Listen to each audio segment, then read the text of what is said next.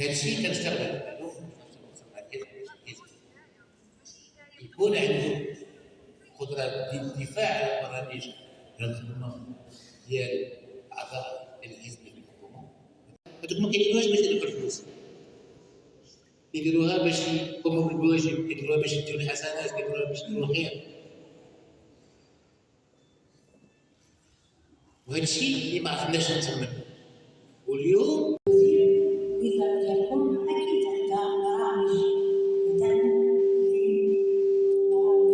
مجموعه على المستوى الاجتماعي والمستوى الاقتصادي، ولكن نتكلم على واحد النوع ديال المراكز اللي هو مثلا والبرامج يعني برامج يعني على مستوى مجموعه من الوزارات، وهذا ندخل فيه مساله نضاليه لانه ما دام انه فيتنا كحزب استقلالي كحزبي، فبالتالي يمكن لان قلتي انه الناس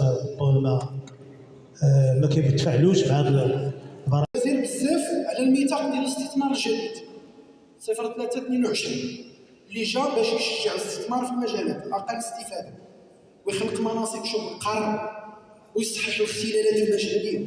ولكن الى مشينا مع الفاز ديال الستاغناسيون، بمعنى الى دزتي كتلقى مجموعه من الشركات اللي سدوا مجموعه من النزيلات اللي سدوا اللي شاركون ديالهم سدوا شوف ياك.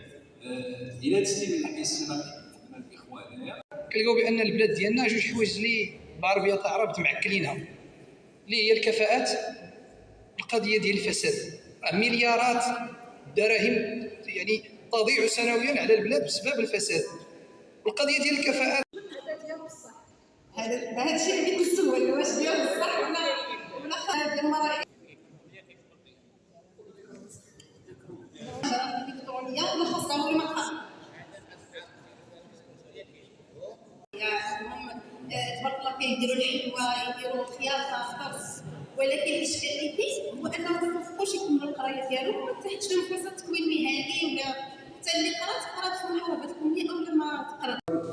ما يتعلق بانه اليوم الدور اللي كيلعبوا الشباب في تنميه البلدان، وكنشوفوا دابا بلدان متقدمه ودول صاعده طورات بفعل ليس بفعل الثروات الماديه اللي عندها. كلم السي بندو على واحد لافيراي كبير، الا كنتي غادي للمطار بيت غادر ان شاء الله راه كدوز عليه، الا كنتي جاي كدوز عليه. كاين في الروم كبيرين الا كنتي غادي للمطار على 28 هكتار.